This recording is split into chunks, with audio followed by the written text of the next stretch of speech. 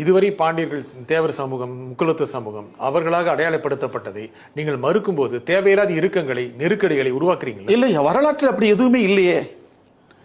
நீங்கள் இல்லாததை சொல்லுகிற போது நாங்கள் இருப்பதை தானே சொல்லுகிறோம். இல்ல, அப்படி நம்பிக்கை எப்படி வந்துச்சு? அப்போ எப்படிங்க அந்த மாதிரி பாண்டி சமூகம், தேவர் சமூகத்தை சேர்ந்தவர் அப்படின்னு எப்படி வந்து அது எப்படி வந்துச்சுன்னு கேக்குறீங்களா? இன்றைக்கு வைகோ, விஜயகாந்த், கருணாநிதி எல்லாம் தங்களை தமிழர்கள் சொல்லிக்கிறாங்களா, பச்சை தமிழர்கள், சிங்க தமிழர்கள், இவ்வாறு சொல்லிக் கொள்வதை போல ஏன் வந்துச்சுங்கிறதுக்கு உங்களுக்கு காரணம் சொல்றேன்.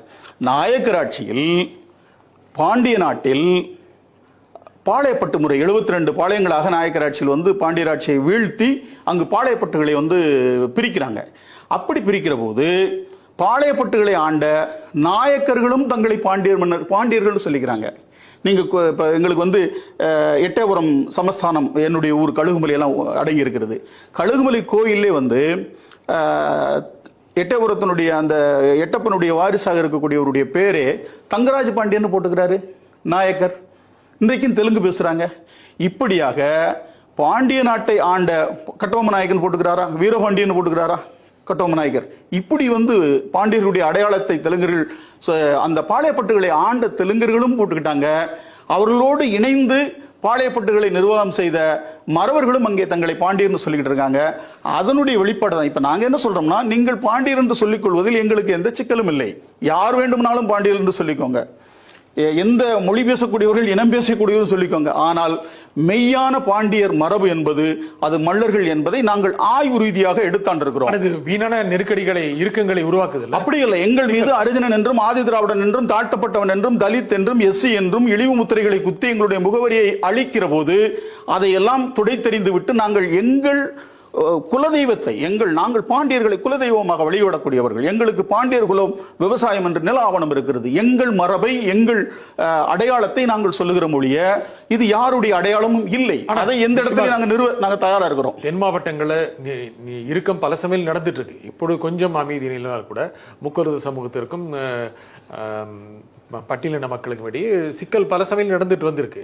இப்போ நீங்க இதுவரை பிரச்சனை முக்குலம் என்பதும் பட்டியல் அந்த குறியீடே நாங்கள் வெறுக்கிறோங்க. அதை விரும்பல. நாங்கள் மல்லர்கள், அவர்கள் மறவர்கள். அவர்கள் தேவர்கள் என்றால் நாங்கள் தேவேந்திர குல வேளாளர்கள். இதுதான் மெய்யான அடையாளம். இந்த அரசியல் திணிப்பு தான் எங்களுக்கு இப்ப சிக்கலை உண்டு பண்ணுது.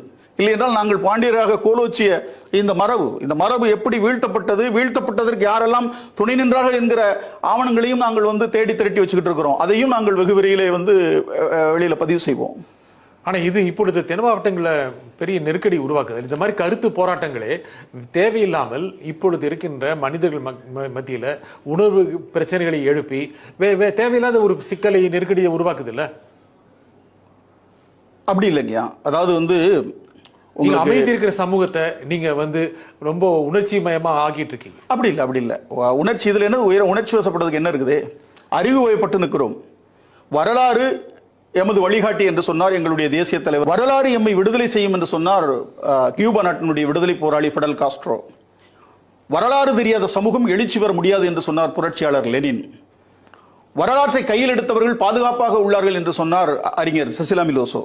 எனவே அந்த அடிப்படையில் நாங்கள் எங்கள் வரலாற்றை ஏந்தி பிடித்து நாங்கள் தலை நிமிர்ந்து தமிழினமாக எழுந்து நிற்கிறோம். இது யாருக்கும் எதிரான போக்கு கிடையாது. சொந்த வரலாற்றை சொல்வதற்கு யாருக்கு என்ன சிக்கல் இருக்கு? எங்க வரலாற்றை சொல்வதில் உங்களுக்கு என்ன சிக்கல்?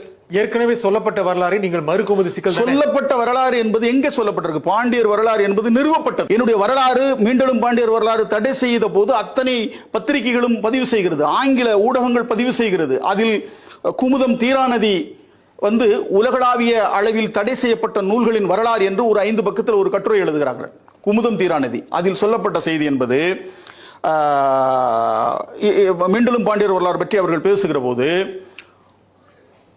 ஒவ்வொரு சாதியினரும் தாங்கள் புகழ்பெற்ற அரச வம்சாவளியை சார்ந்தவர்கள் என்று கூறிக்கொள்ள தீவிரமாய் செல்வட்டுக் கொண்டிருக்கும் இத்தருணத்தில், அங்கு உள்ள அந்த சொற்களை நான் அப்படியே பதிவு செய்யறேன், கூட குறைய எதுவும் சொல்லல. ஒவ்வொரு சாதியினரும் தாங்கள் புகழ்பெற்ற அரச வம்சாவளியை சார்ந்தவர்கள் என காட்டிக்கொள்ள தீவிரமாய் செயல்பட்டு கொண்டிருக்கும் இத்தருணத்தில் பள்ளர்கள் என்போர் உண்மையில் மல்லர்கள் என்றும் இவர்கள் பாண்டிய குல அரச மரபில் வருபவர்கள் என்றும் ஆய்வு ரீதியாக எடுத்தாளப்பட்டுள்ளது என்று குமுதம், தீராநதி இந்த ஆய்வுக்கு அங்கீகாரத்தை கொடுத்திருக்கிறது. அதே போல மலையாள மனோரமாவுடைய மாத இதழ் பாஷா போசனி 4 பக்க செய்தியாக இந்த செய்தியை எழுதினது. ரெண்டு பக்கம் என்னுடைய நேர்காணலும், ரெண்டு பக்கம் என்னை இந்த உழைப்பை பற்றிய கட்டுரையும் அவர்கள் கொடுத்தார்கள். இதுபோல அறிவுத்தளத்தில், ஊடகங்களில் அதை கடந்து எனக்கு இந்த நூலுக்கு பள்ளர்கள் தான் பாண்டியர் என்பதற்கு அணிந்துரையும் வாழ்த்துரையும் கொடுத்தவர்கள் ஆகச்சிறந்த ஆளுமைகள். அறிஞர் குணா, பேராசிரியர் நெடுஞ்செழியன், முனைவர் அருகோ, இதை போன்ற அறிஞர்கள். Tata institute of social science, மும்பையினுடைய சமூகவியல் பல்கலைக்கழகத்தினுடைய பேராசிரியர் அவத்தி ராமையா, அடுத்து அண்ணன் தமிழ் தேசிய அரசியல் களத்தில் அண்ணன் புதுக்கோட்டை பாவணன் போன்றவர்கள், வரலாற்று ஆய்வாளர் பேராசிரியர் கலையரசு, இது போல எல்லோரும் அறிந்த எழுத்துப்பாவலர் ஐயா காசி ஆனந்தனுடைய வாழ்த்துறையோடு இந்த நூல் வந்திருக்கு. செந்தமிழன் சீமானவர்களும் அந்த நூலுக்கு வாழ்த்துறை கூறியிருக்கிறாரு. அதை கடந்து இன்றைக்கு ஒரிசா பாலு அவர்களுடைய ஆய்வும், மாசோ விக்டருடைய ஆய்வும் எல்லாமே இதை சொல்லுது. இதுக்கு முன்னாடி உங்களுக்கு பல முறை ஊடகங்களில் பேசியிருக்கிறார் ஐயா கவிக்கோ அப்துல் ரஹ்மான். பள்ளர்கள் தான் பாண்டியர்கள், இதற்கு என்ன, இதில் என்ன உங்களுக்கு சந்தேகம், உங்களுக்கு என்ன குழப்பம்னே கேள்வியை கேட்டிருக்கிறாரு. தஞ்சை பல்கலைக்கழகத்தினுடைய தமிழ்துறை தலைவராகவும் துணை வேந்தராகவும் இருந்த மேசர் கதிர் மகாதேவன் அவர் பதிவு செஞ்சிருக்கிறாரு. இப்படி அடுக்கடுக்காக நம்ம சொல்லிக்கிட்டு இருக்கலாம்.